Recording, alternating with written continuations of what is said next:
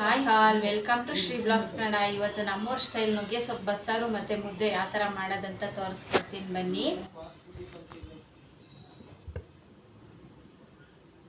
Stove on ಮಾಡಿಕೊಂಡು ನಾನಿವತ್ತು ಮಣ್ಣಿನ ಪಾತ್ರೆ ಯೂಸ್ ಮಾಡ್ಕೊಂಡು ಬಸ್ಸಾರು ಮಾಡ್ತಾಯಿದ್ದೀನಿ. ತುಂಬಾ ರುಚಿಯಾಗಿ ಬಂದಿತ್ತು, ನೀವು ಕೂಡ ಟ್ರೈ ಮಾಡಿ. ಇವಾಗ ಮಣ್ಣಿನ ಪಾತ್ರೆ ಚೆನ್ನಾಗಿ ಬಿಸಿ ಆದಮೇಲೆ 2 ಚಮಚ ನೀರು ಹಾಕ್ಕೊಂಡು ಲಿಡ್ನ ಕ್ಲೋಸ್ ಮಾಡ್ಕೊತೀನಿ. ನೀರು ಈ ಥರ ಕುದಿಯೋವಾಗ 1 ಕಪ್ ತೊಗರಿಬೇಳೆ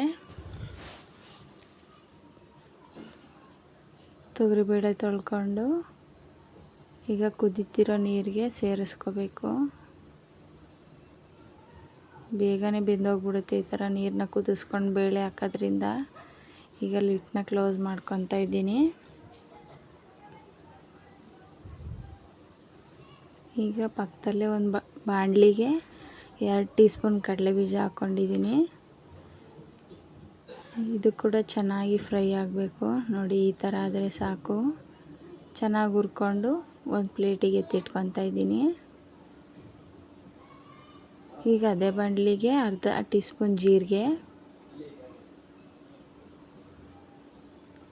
ಇದು ಕೂಡ ಚಿಟಪಟ ಅಂತ ಚೆನ್ನಾಗಿ ಹುರ್ಕೊಂಡಾದ್ಮೇಲೆ ಇದನ್ನು ಕೂಡ ಸೈಡಲ್ಲಿ ಎತ್ತಿಟ್ಕೋಬೇಕು.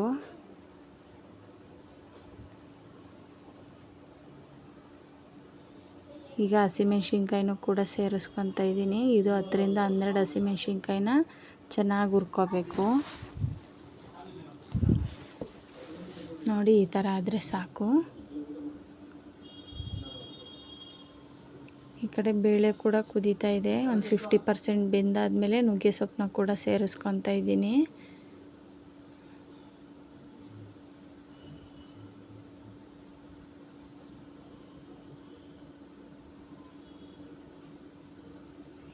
ರುಚಿಗೆ ತಕ್ಕಷ್ಟು ಉಪ್ಪನ್ನ ಕೂಡ ಸೇರಿಸ್ಕೊತಾ ಇದ್ದೀನಿ.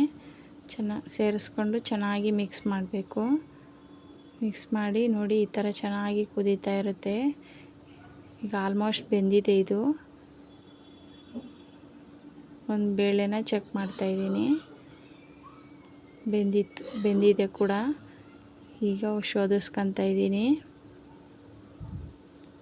ಸೊಪ್ಪು ಮತ್ತು ನೀರನ್ನ ಸಪ್ರೇಟ್ ಮಾಡ್ಕೋಬೇಕು. ಈಗ ಒಂದು ಬೌಲಲ್ಲಿ ಒಂದು ನಿಂಬೆಹಣ್ಣು ಗಾತ್ರದ್ದು ಹುಣಸೆಹಣ್ಣು ತೊಗೊಂಡಿದ್ದೀನಿ. ಆಗಲೇ ಬಸ್ಕೊಂಡಿರೋ ನೀರಿತ್ತಲ್ಲ, ಅದನ್ನು ಸ್ವಲ್ಪ 1-2 ಸೌಟ್ ಹಾಕ್ಕೊಂಡು ಚೆನ್ನಾಗಿ ಹುಣಸೆಹಣ್ಣು ನೆನೆಲಿಕ್ಕೆ ಬಿಡಬೇಕು. ಒಂದು ಜಾರಿಗೆ ಅವಾಗೆ ಹುರಿದಿಟ್ಕೊಂಡಿರೋ ಹಸಿಮೆಣ್ಸಿನ್ಕಾಯಿ, ಒಂದು 1/2 ಟೀ ಸ್ಪೂನ್ ಜೀರಿಗೆ, ಬೆಳ್ಳುಳ್ಳಿ 1 ಗೆಡ್ಡೆ, ಆಗಲೇ ಹುರಿದಿಟ್ಕೊಂಡಿರೋ ಕಡಲೆಬೀಜ ಸಿಪ್ಪೆ ತೆಗೆದು ಸೇರಿಸ್ಕೊತಾ ಇದ್ದೀನಿ. ಈಗ ಅವಾಗೆ ಸೊಪ್ಪು ಕಾಳು ಬೇಯಿಸಿದ್ವಲ್ಲ, ಅದನ್ನು ಕೂಡ ಸ್ವಲ್ಪ ಸೊಪ್ಪು ಸ್ವಲ್ಪ ಕಾಳನ್ನ ಕೂಡ ಸೇರಿಸ್ಕೊತಾ ಇದ್ದೀನಿ. 1 ಟೀ ಸ್ಪೂನ್ ತೆಂಗಿನಕಾಯಿ, ಹಸಿ ತೆಂಗಿನಕಾಯಿ ತೊಗೊಂಡಿದ್ದೀನಿ ನಾನು. ನೆನೆಸಿಟ್ಕೊಂಡಿರೋ ಹುಣಸೆಹಣ್ಣು ಕೂಡ ಹಾಕ್ಕೊಂಡು ಚೆನ್ನಾಗಿ ಪೇಸ್ಟ್ ಮಾಡ್ಕೋಬೇಕು. ನೋಡಿ, ಈ ಥರ ಆದರೆ ಸಾಕು. ತುಂಬ ನುಣ್ಣಗೂ ಬೇಡ, ತುಂಬ ತರಿಯಾಗೂ ಬೇಡ, ಈ ಥರ ಇದ್ದರೆ ಸಾಕು. ಈಗ ನಾನು ಸ್ವಲ್ಪ ನೀರಿಗೆ ಅವಾಗೆ ರುಬ್ಬಿಟ್ಕೊಂಡಿರೋ ಖಾರ ಕೂಡ ಸೇರಿಸ್ಕೊತಾ ಇದ್ದೀನಿ. ನಮಗೆ ಎಷ್ಟು ಬೇಕೋ ಅಷ್ಟು ನೀರನ್ನ ಸೇರಿಸ್ಕೋಬೋದು ಈ ಟೈಮಲ್ಲಿ. ಸೇರಿಸ್ಕೊಂಡು ಉಪ್ಪು ಖಾರ ಚೆಕ್ ಮಾಡ್ಕೊಳ್ಳಿ. ಈಗ ಒಂದು 1/2 ಕಪ್ ಆಗೋಷ್ಟು ತೆಂಗಿನಕಾಯಿ ತೊಗೊಂಡಿದ್ದೀನಿ. ಚೆನ್ನಾಗಿ ಆರಿಸ್ಕೋಬೇಕು ಕಾಳು ಮತ್ತು ಸೊಪ್ಪನ್ನ ಆರಿಸ್ಕೊಂಡು ಈ ಥರ ನೀರನ್ನೆಲ್ಲ ತೆಗಿಬೇಕು ಸೊಪ್ಪಲ್ಲಿರೋದು.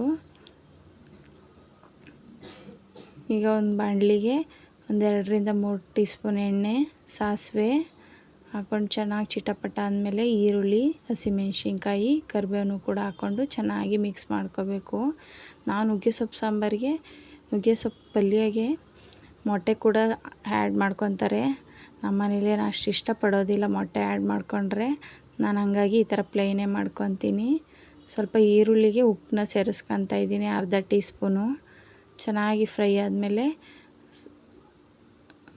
ನುಗ್ಗೆ ಸೊಪ್ಪು ಮತ್ತು ಕಾಳನ್ನು ಕೂಡ ಸೇರಿಸ್ಕೊಂಡು ಚೆನ್ನಾಗಿ ಮಿಕ್ಸ್ ಮಾಡಿ ಇಟ್ಕೊತಾ ಇದ್ದೀನಿ. ನುಗ್ಗೆ ಸೊಪ್ಪಿನ ಪಲ್ಯ ರೆಡಿನೇ ಆಗೋಯಿತು. ತುಂಬಾ ಚೆನ್ನಾಗಿರುತ್ತೆ. ಈಗ ಅವಾಗೆ ಮಣ್ಣಿನ ಪಾತ್ರೆ ಇಟ್ಕೊಂಡು 1-2 ರಿಂದ 3 ಟೀ ಸ್ಪೂನ್ ಎಣ್ಣೆ ಹಾಕ್ಕೊಂಡು ಸಾಸಿವೆ ಕೂಡ ಹಾಕ್ಕೊಂಡು ಚಿಟಪಟ ಅಂತ ಸಿಡಿದ್ಮೇಲೆ ಈರುಳ್ಳಿ ಮತ್ತು ಕರಿಬೇವನ್ನು ಕೂಡ ಹಾಕ್ಕೊಂಡು ಚೆನ್ನಾಗಿ ಫ್ರೈ ಮಾಡ್ಕೋಬೇಕು.